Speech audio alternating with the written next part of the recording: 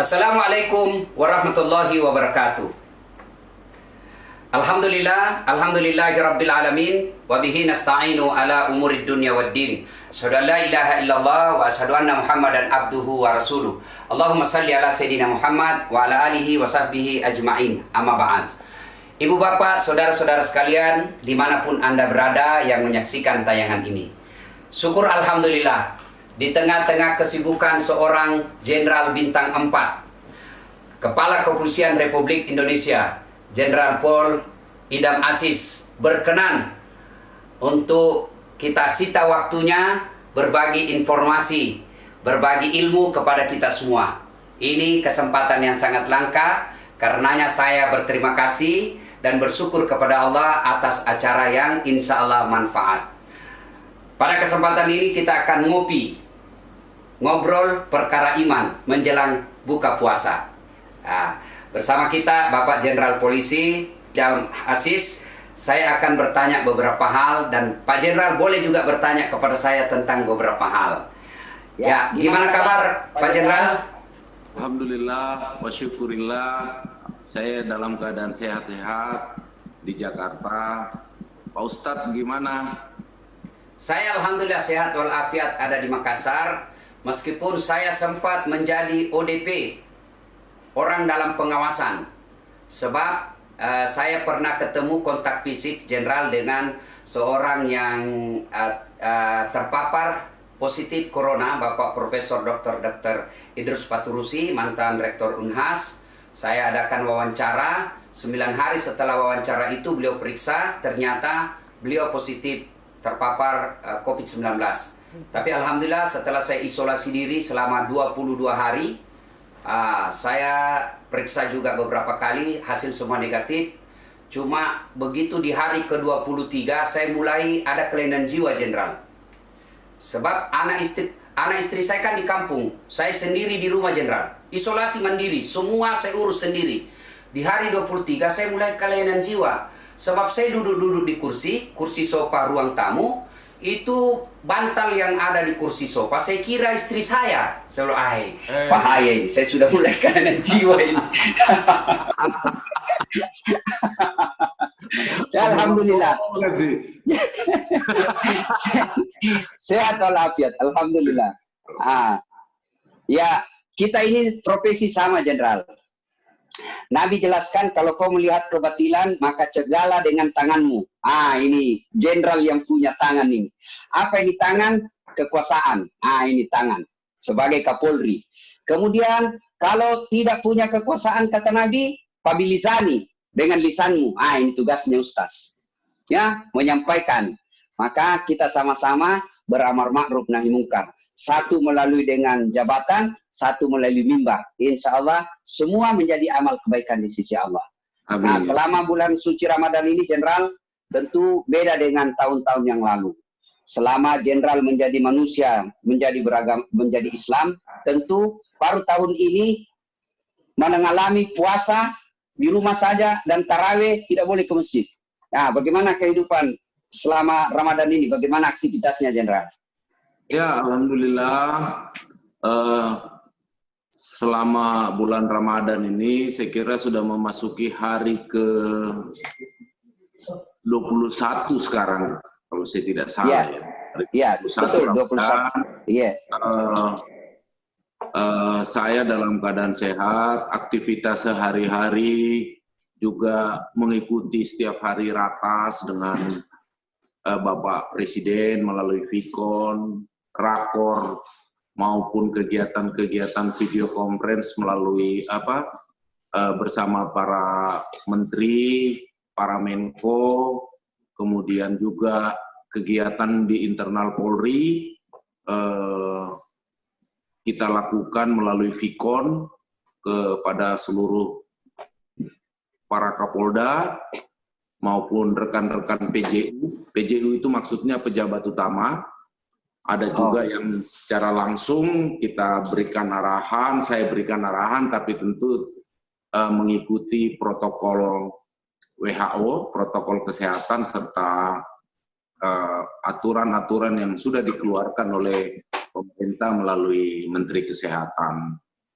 Alhamdulillah sampai hari ke-20 ini seluruh aktivitas di institusi Polri berjalan dengan baik, karena memang kita sadar bahwa negara dalam situasi pandemi corona ini membutuhkan institusi Polri untuk memberikan pengabdiannya yang terbaik, sehingga negara kita ini sesegera mungkin bisa keluar dari masalah pandemi corona ini. Itulah kegiatan saya sehari-hari sampai di hari ke-20 ini, Pak Ustadz. Termasuk sekarang saya bicara sama Ustadz kebanggaan. Kebanggaan saya secara pribadi, kebanggaan seluruh masyarakat di Sulawesi. Saya juga bangga ini bisa bicara sama Ustadz dengan pengikutnya yang kurang lebih 80 juta. Jadi saya ini ya, jadi Jenderal, kita kasih saya ini 3G, 3G. Apa itu? Gola-gola gatta.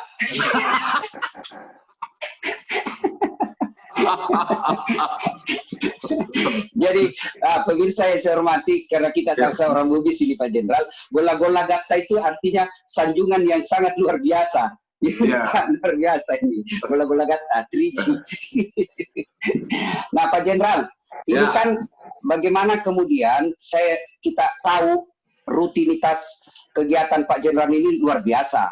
Di samping sebagai Kepala Kepolisian Republik Indonesia yang harus melaksanakan tugas-tugas kenegaraan yang sangat padat, juga tugas-tugas sebagai seorang kepala rumah tangga, juga tugas-tugas sebagai seorang muslim yang harus memanfaatkan Ramadan ini dengan sebaik-baiknya.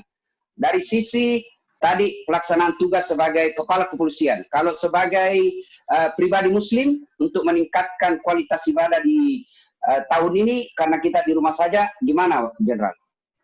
Ya, masalah kegiatan itu kan harus semuanya berimbang, harus semuanya proporsional.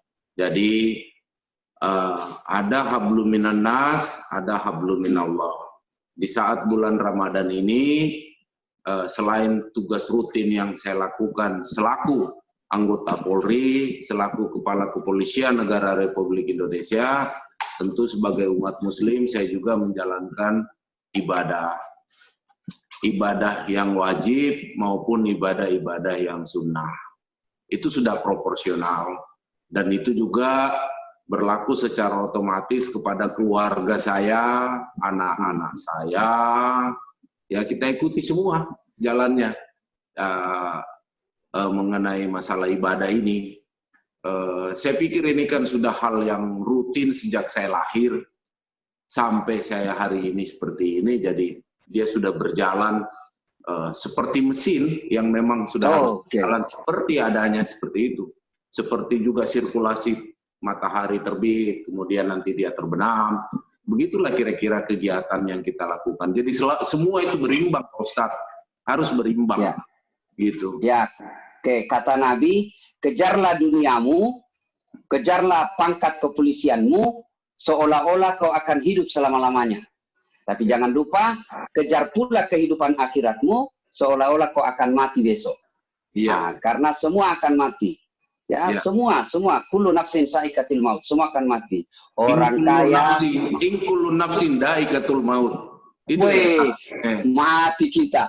Tapi Pak Jenderal jangan terlalu banyak keluarkan ayat, nanti saya tidak ada kerjaan, kasihan.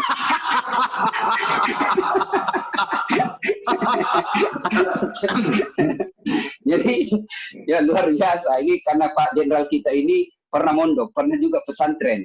Ya, saya juga pernah pesantren, tapi pesantren kilat.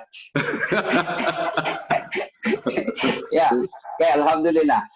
Kemudian Pak Jenderal berkenan, saya beberapa hal yang ingin saya kemukakan kepada teman-teman yang menyaksikan ini.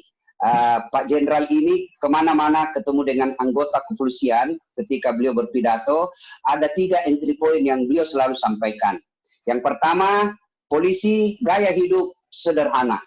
Ya, saya ingat sekali kalimat beliau waktu pergi kunjungan kerja di Sulawesi Barat. Beliau katakan begini, kamu semua baru saja Kapolres, kalau kau ke bandara kau kuasai semua itu ruang VIP. Istrimu pengawalnya satu mobil, kamu satu mobil juga. Ini tidak bagus bagi seorang polisi. Ini luar biasa. Ya, teladan seperti ini mesti selalu dihidupkan di tengah-tengah polisi. Gaya hidup sederhana. Dan demi Allah, tidak ada orang tidak senang, orang yang tinggi pangkatnya tapi gaya hidupnya sederhana. Malah meskipun dia sudah pensiun, orang akan menjadikan teladan buat dia. Lihat kau tahu itu Pak Jenderal Asis, dia Kepala Kepolisian Republik Indonesia, bintang 4, satu-satunya polisi yang bintang 4 di Indonesia, tapi gaya hidup sederhana. Itu akan dikenang. Tapi kalau baru jadi Kapolsek, seolah-olah kita yang punya di kampung, didoakan kita cepat pindah dan non-job. Nah, ini yang pertama. Ya, pertama beliau selalu sampaikan, ayo anggotaku para polisi gaya hidup sederhana. Yang kedua, yaitu cintai keluarga. Nah, ini karena banyak juga ini polisi yang kadangkala tidak cinta sama keluarganya. Malah sehingga ini yang terutama yang selalu pakaian preman. Ya, di lapangan mengaku bujang, ternyata sudah ada anaknya. Jadi cintai keluarga, ya. Cintai keluarga. Maka ini karena kita bisa sukses, ini kalau ditonton oleh para polisi, percayalah bahwa Pak Jenderal Idam Aziz bisa menjadi Kapolri, itu tidak bisa terlepas dari dukungan istri. Makoro Pak Jenderal? Iya, betul. Ya, karena kalau istri di rumah mengamuk, saya saja Ustadz tidak bisa ceramah baik kalau istriku mengamuk. Coba, mau pergi ceramah, langsung dia bilang, nah sembunyi itu konsep, mati kita. Begitu kita sudah berdiri, kita kira ini konsep ada di kantong, kita ceramah, Allah Subhanahu wa Ta'ala berfirman, cari mati nih, gagal konsepnya. Allah Subhanahu wa Ta'ala berfirman, ternyata konsep disembunyi sama istri. Jadi istri ikut berpengaruh, ya. Dan selalu saya berkelakar bahwa polisi itu biasanya umumnya takut sama istrinya. Tidak ada polisi yang tidak takut sama istrinya. Dan sudah bilang temanku yang polisi, sebenarnya kita ini polisi, Ustaz tidak takut sama istri. Cuma ini istri selalu melapor sama istrinya komandan. Baru komandan juga takut sama istrinya. Kembali ke pasal 1. Kemudian yang ketiga, yang beliau selalu sampaikan, dan bukan cuma disampaikan, tapi beliau contohkan. Kemudian yang ketiga adalah, bersyukurlah bekerja sebagai polisi Republik Indonesia. Coba lihat Pak, tidak ada orang jago di depannya seorang penyidik, meskipun dia mungkin cuma tamatan SMA. Berhadapan dengan polisi, ketika kita sudah disidik atau diperiksa, biar profesor. Maka bersyukurlah menjadi polisi, karena tidak semua orang diberikan pekerjaan yang dihormati seperti seorang polisi. Tapi ingat, seorang polisi juga itu kadang perlu kesabaran yang sangat tinggi. Ya Jenderal, bagaimana Jenderal? Ya. Kesabaran seorang polisi. Ya. Yang pertama, memang keteladanan itu harus mulai dari atas. Jadi saya tidak mungkin berkoar-koar supaya hidup sederhana, kemudian semua anggota memalingkan diri kepada saya, lalu saya menjadi seorang kelihatan hedonisme, glamour, itu omong kosong. Satu. Yang kedua, untuk menegakkan disiplin itu tidak bisa dengan bujuk rayu, harus dengan norma. Kenapa hakikinya saya secara pribadi menghimbau supaya semua anggota saya hidup sederhana. Satu falsafahnya di Polri ini, kita adalah pelayan masyarakat. Kita bukan penguasa. Oke. Ada di dalam asas Tribrata maupun Catur Prasetya, kita ini sebagai pelayan, pelindung, dan pengayom masyarakat. Itu baru dari sisi etika di dalam kita bernegara. Kemudian, kalau kita juga hidup mewah, bukan berarti tidak boleh hidup mewah.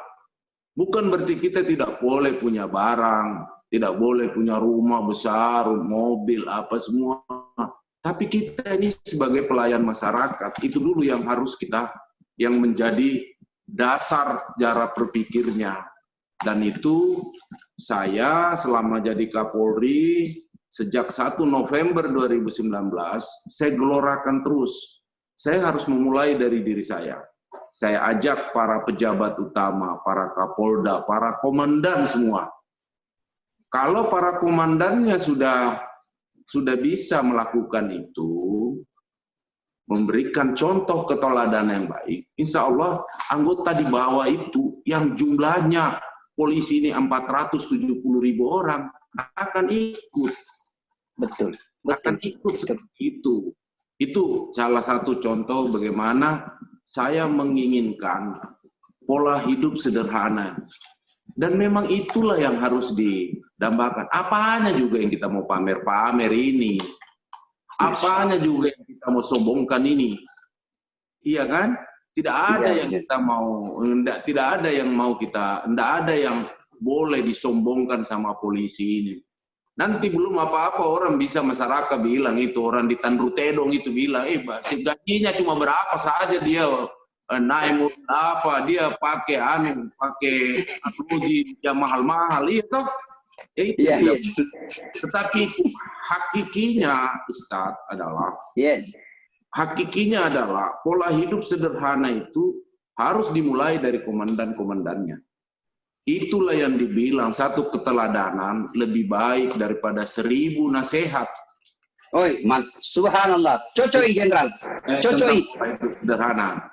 Cocok Jenderal. Cocok. Yang kedua, masalah apa tadi itu? Masalah mencintai keluarga. Ya. Kita ini kadang-kadang kalau belum ada tidak ada kita punya uang, kita sayang kita punya istri. Begitu kita sudah punya jabatan, begitu sudah punya banyak uang, kita lupa kita punya keluarga. Nah, itu juga harus kita jadikan contoh teladan. Bahasa prokemnya itu begini, Ustadz. Kalau kita pulang ke rumah, meskipun kita ini bau minyak angin, itu istri kita akan terima. Walaupun kita pulang pakai Bulgari, parfum Bulgari, istri kita juga terima. Iya toh? Iya, betul. Kita masuk angin juga dia terima kita. Tapi kalau kita yang pergi di tempat yang lain hanya minyak angin yang parfumnya harum saja dia mau terima kita. Tidak mau dia kalau minyak gosok. Iya, tidak mau kalau minyak gosok atau minyak kayu putih. Tidak mau dia. Apalagi kalau dompetmu tipis. Hai, lagu kok saling iya kan? Itu kalau ada polisi begitu, polisi lale itu. Itu. Beleng-beleng. Iya, beleng-beleng. Itu.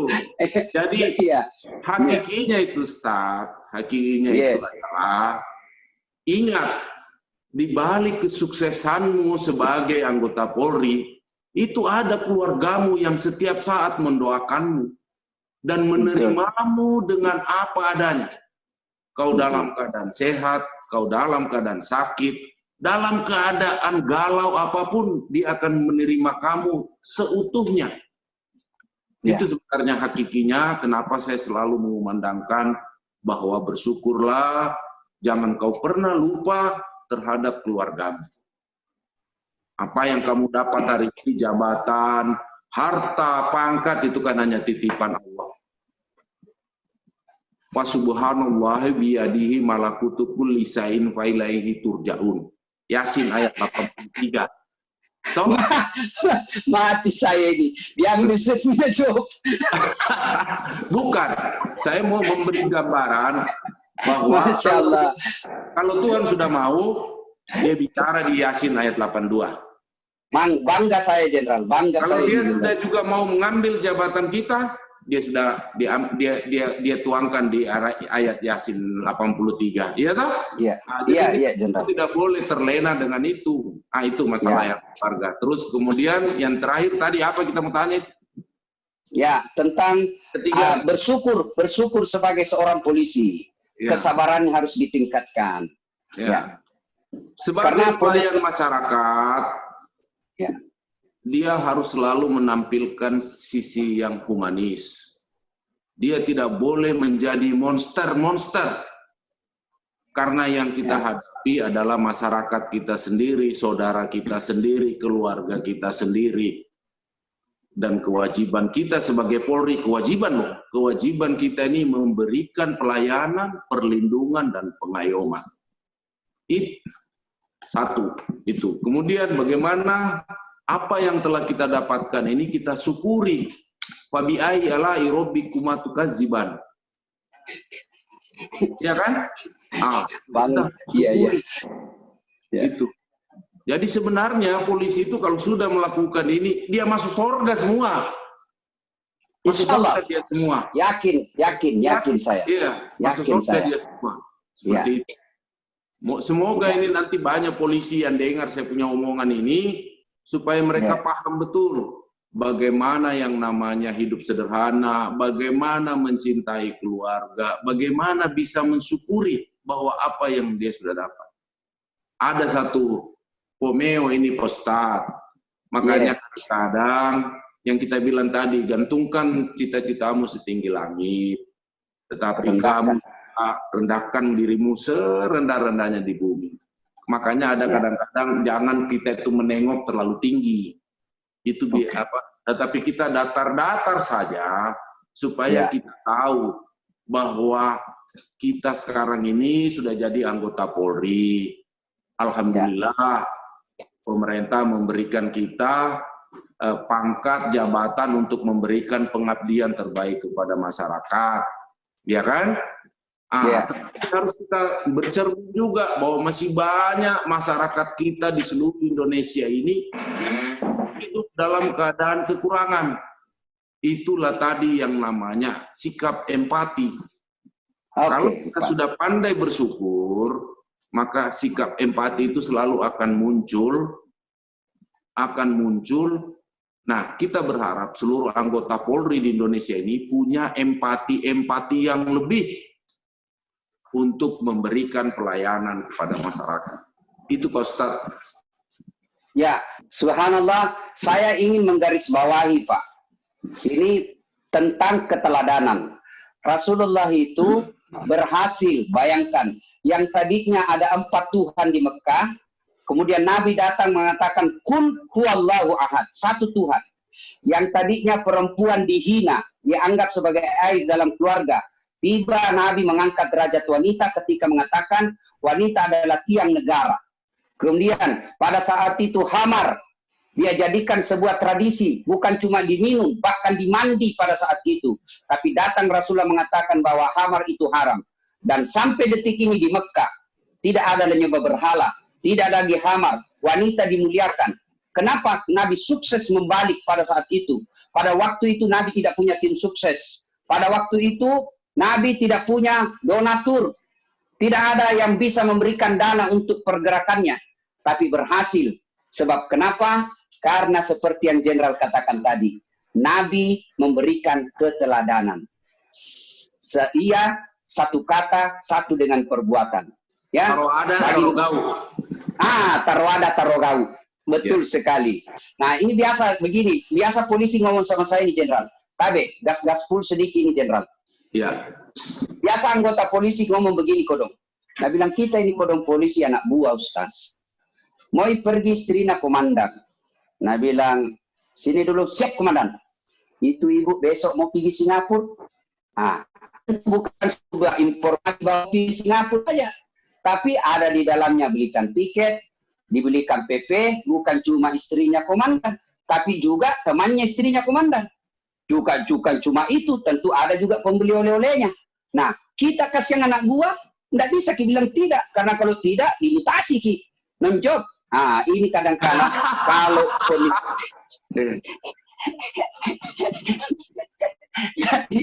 jadi kalau pemimpinnya bisa memberikan keteladanan, aku yakin, saya juga yakin, Jenderal.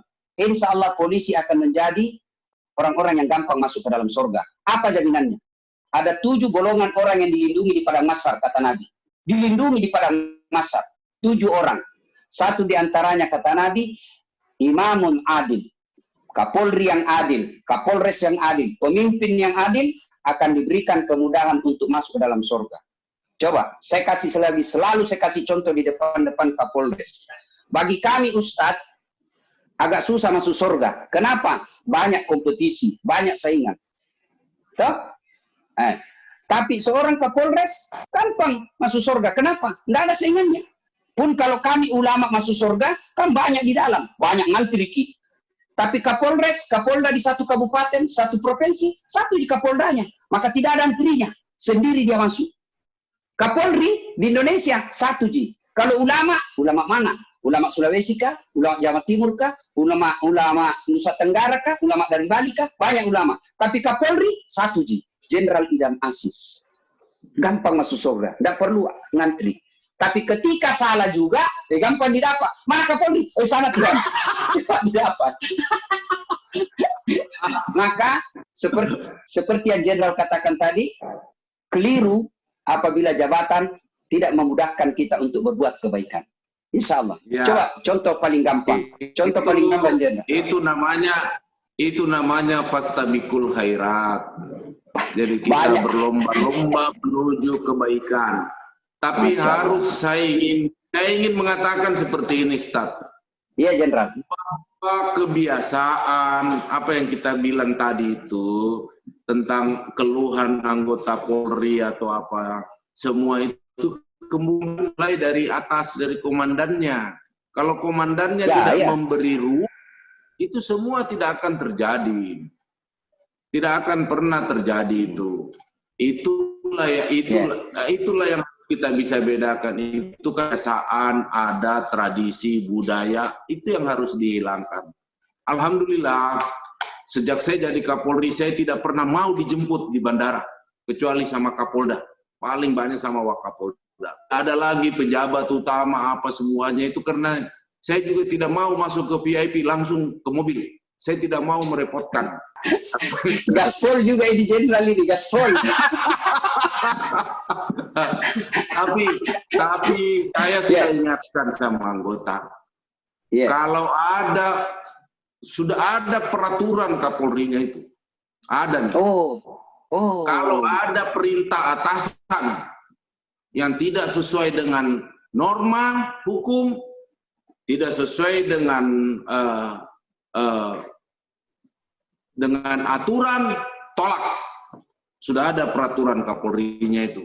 Peraturan Kapolri nomor 14 tahun 2011 pasal 7 ayat C itu. Sebenarnya sudah ada pedomannya itu. Tapi kadang-kadang kita ini tertutup mata batin kita, kemudian kita menganggap bahwa kekuasaan ini adalah absolut. Sehingga kita merasa, apalagi kalau hati kita ini sudah merasa kita ini sudah seperti raja, sudah seperti maunya hanya dilayani saja. Padahal salah, hakikinya itu polisi adalah pelayan. Iya toh? Saya ingin katakan sama Pak Ustadz, selama saya jadi Kapolri, saya tidak pernah itu di mobilku pakai bintang 4. Jadi saya jalan-jalan saja. Biasa, sudah banyak bintangku ini. Sini ada, di sini ada. Kalau saya pakai TV ada lagi. Banyak sekali nanti. Gitu. Iya, Jenderal. Betul. Saya mau tanya Jenderal ini. Ya. Ini saya yakin berat sekali cobaan kita sebagai Kapolri. Sebab saya saja ini semenjak sering viral-viral ceramah saya dengan Pak Jenderal sebagai sahabat dari Kapolri, ini sering banyak yang telepon sama saya. WhatsApp ke saya, Ustaz, tolonglah saya ini kasihan, bagaimana ini saya capek di sini di tempat ini. Bahkan ada di kampungku Jenderal ketua RT. Tamatang SD ni sekolahnya Jenderal, SD ni tamatna. Sidiku ke kampungnya, keluarga di kampung. Ketua RT, bilang sama saya. Maka dari Jenderal, Ustaz, saya lihat kau macawe kok kepoan Pak Kapolri, sepuji kok Kapolri Wita. Iya, artinya kamu baku baik sama Kapolri. Ya, baiklah sesama Muslim. Bisakah kamu bantu saya itu? Bantu apa? Tolong kalau bisa kau urus saya jadi Kapolsek. Saya bagaimana caranya kau ketua RT tamat lagi mau jadi Kapolsek? itu Jenderal. Yang saya ingin tekankan di sini saya tekankan bahwa ternyata menjadi komandan memang berat. Saya saja ini hanya karena sering ceramah dengan Jenderal, banyak yang ingin datang meminta pertolongan. Bagaimana seorang jenderal, bagaimana seorang Kapolri? Pasti banyak godangan yang kadangkala memakai nama seorang Kapolri untuk kepentingan pribadinya, padahal Kapolri tidak mengetahui. Saya yakin banyak seperti itu. Ya, banyak. Tapi saya memang sudah berjanji dan saya sudah sampaikan sama semua keluarga untuk tidak cawe-cawe di dalam urusan kedinasan. Kalau ada orang yang minta tolong, itu diterima saja. Tapi semuanya itu harus proporsional, gitu. Harus proporsional. Dan saya termasuk aliran yang tidak suka. Kalau orang itu minta tolong kiri, kanan, apa semua tidak. Karena saya punya mekanisme di Mabes Polri untuk melihat siapa polisi yang bekerja baik, siapa yang bekerja tidak baik. Di mekanismenya di Polri. Betul. Saya lihat itu, Jenderal, itu bukan cerita, fakta. Bagaimana kita lihat di medsos, seorang polisi yang tidak pernah mendaftar untuk sekolah perwira di Sulawesi Utara kalau saya tidak salah, karena membantu pemakaman korban COVID, langsung dikasih jatah untuk sekolah. Ya, dan ini saya kira sangat luar biasa, memotivasi buat teman-teman yang anggota Polri untuk seperti yang kalau Jenderal katakan bahwa ada mekanismenya, siapa polisi yang bekerja dengan baik, tanpa ada KKN, insya Allah dapat penghargaan dan dapat apa yang dia hendaki. Ya. Jadi itu tadi yang saya bilang, kadang-kadang kita harus bisa membedakan mana budaya, mana tradisi, mana adat, mana kebiasaan. Nah, kalau di Polri ini kan mekanismenya sudah ada. Makanya kenapa saya juga punya kebijakan tidak boleh ada anggota yang menghadap sama saya di kediaman Patimura ini. Karena saya tahu itu anggota Polri itu mulai dari jenderal sampai yang di bawah, itu kalau menghadap cuma 3. Pertama, minta jabatan. Kedua, mempertahankan jabatan. Ketiga, minta sekolah. Tidak lebih itu. Hanya dibungkus dia pura-puranya di silaturahmi. Terus nanti bawa tenteng. Ya toh, bawa ikan bakar. Itu tidak baik. Tidak bagus. Gaspol juga ikan Polri. Ya, gaspol. Jadi maksud saya mau ngomong bahwa mekanismenya di Polri ini sudah ada, seluruhnya bekerja saja dengan baik, ya toh, bekerja saja dengan baik, tidak akan pernah tertukar yang namanya rezeki nasib oleh Gusti Allah itu, tidak pernah tertukar. Saya ini hanya perantara jalannya saja. Jadi saya sudah lakukan, kalau ada anggota itu baik, ya saya akan reward dia. Dia pantas untuk naik pangkat luar biasa, saya kasih naik pangkat. Dia pantas untuk sekolah, dia sekolah. Ya, luar biasa. Pemirsa yang saya hormati, terutama rekan-rekan teman-teman sahabat polisi, poinnya, coba lihat. Pak Jenderal Idam Aziz, dengan prinsip hidup yang dipegang beliau, bisa jadi jenderal, bisa jadi Kapolri.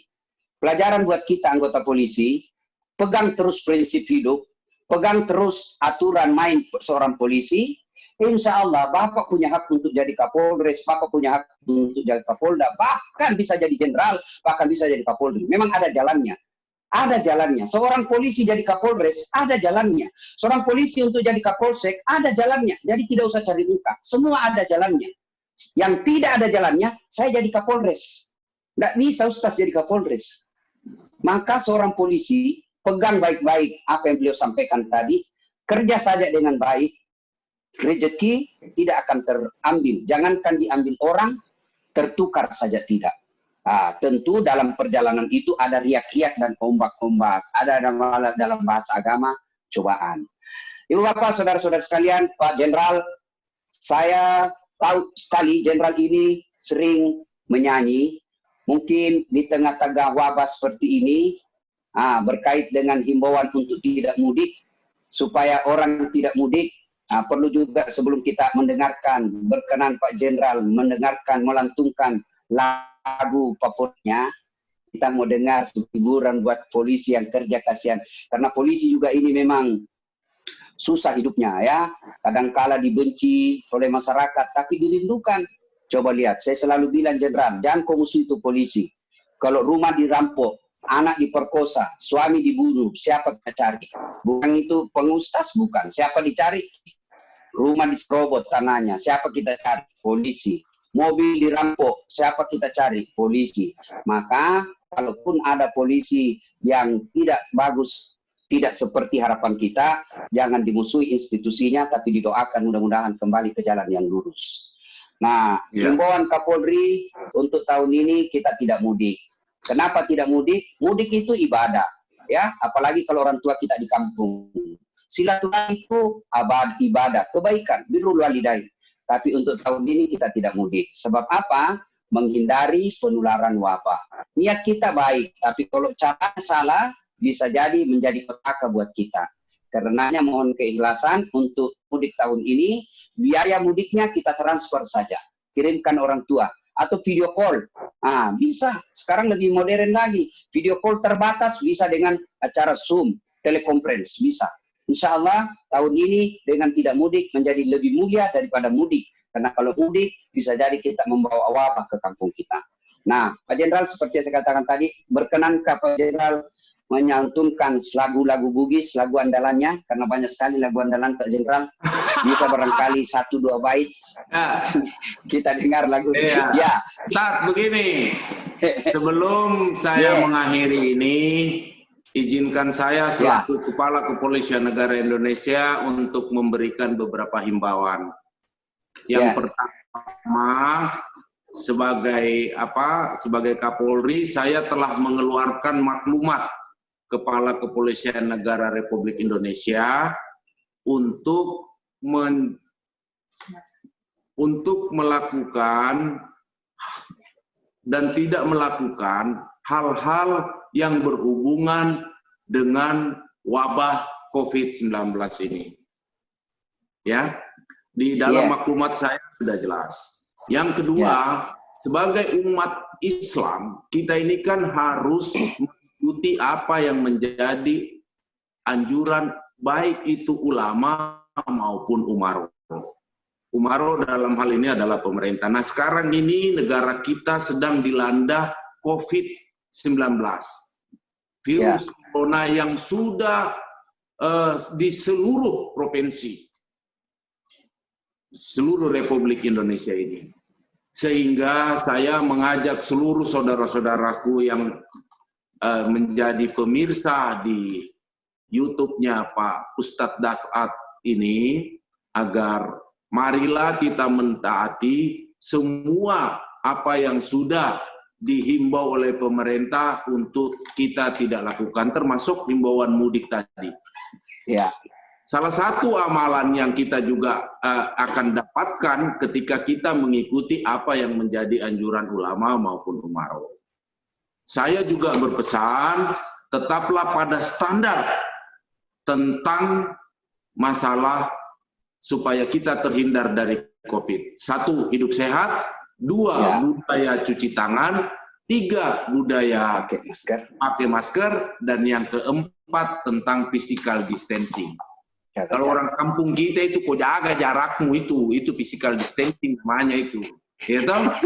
Nah, tolong ini kata-kata saya disampaikan betul. Insya Allah, kalau kita seluruh masyarakat Indonesia 270 juta jiwa ini, 270 jiwa ini mengikuti anjuran pemerintah dengan minimal 4 tadi, program hidup sehat, cuci tangan, pakai masker, terus physical distancing, insya Allah negara kita ini cepat akan keluar dari bencana COVID ini. Ingat, bukan negara kita saja yang mengalami. Sampai hari ini sudah 212 negara di seluruh dunia ini mengalami pandemi corona. Sehingga kita harus, dalam situasi begini, kita harus bergotong royong. Kita harus membangun solidaritas antara sesama umat, antara sesama masyarakat, sesama komponen untuk bahu-membahu, supaya kita bisa cepat keluar. Itulah kira-kira himbauan saya sebagai pimpinan Polri, sebagai temannya Pak Ustadz, semoga suatu saat ini masyarakat bisa dengar bahwa saya juga adalah bagian dari pelayan, pelindung, dan pengayom masyarakat yang wajib saya sampaikan pesan-pesan yang akan datang dari pemerintah. Itu seperti ya, itu. Betul sekali bahwa badai pasti berlalu. Musibah ini pasti berakhir. Seperti Allah berfirman, la yukallifullahu nafsan illa wus'aha. Tidaklah sebebankan sebuah beban kepada hambaku kecuali pasti mampu dipikulnya. Berarti masalah ini pasti akan lewat. Ya. Cuma kapan lewatnya, kapan berakhirnya, tergantung kedisiplinan kita. Dan kedisiplinan itu sangat erat dengan kesabaran. Ramadan ini melatih orang untuk menjadi insan yang sabar. Kalau Ramadan ini nilai-nilai kesabaran mampu kita amalkan, sabar untuk di rumah saja, disiplin untuk seperti yang dihimbaukan tadi, hidup sehat, jaga jarak, pakai masker, cuci tangan, insya Allah badai ini cepat berlalu. Dan percaya juga saudara-saudara sekalian, Allah tidak membebankan sesuatu beban kecuali kita mampu memikulnya, dan beban itu ketika Allah kasih beban pasti ada jalan keluarnya. Waman yusri yusra. Bersama dengan kesusahan pasti akan ada jalan keluar. Jalan keluarnya ikuti sunnatullah. Sunnatullahnya ikuti fatwa majelis ulama, ikuti himbauan ulama, ikuti maklumat Kapolri, taati perintah pemerintah kita, insya Allah cepat berlalu. Selama kita disiplin, insya Allah cepat berlalu. Ya, untuk menutup, makasih Pak Ustadz. Nanti kali di episode lain baru saya nyanyi depannya saja. Apa yang kita depannya saja. Angin memiri atau di sini, gitu kan? Nanti tidak jadi berat ini. Satu bait saja, satu bait. Angin mamiri saja, angin mamiri jenderal. Ya. Angin mamiri ku pasang. Ujui tontonganna tasarua takalupa. Assalamualaikum warahmatullahi wabarakatuh. Waalaikumsalam warahmatullahi wabarakatuh.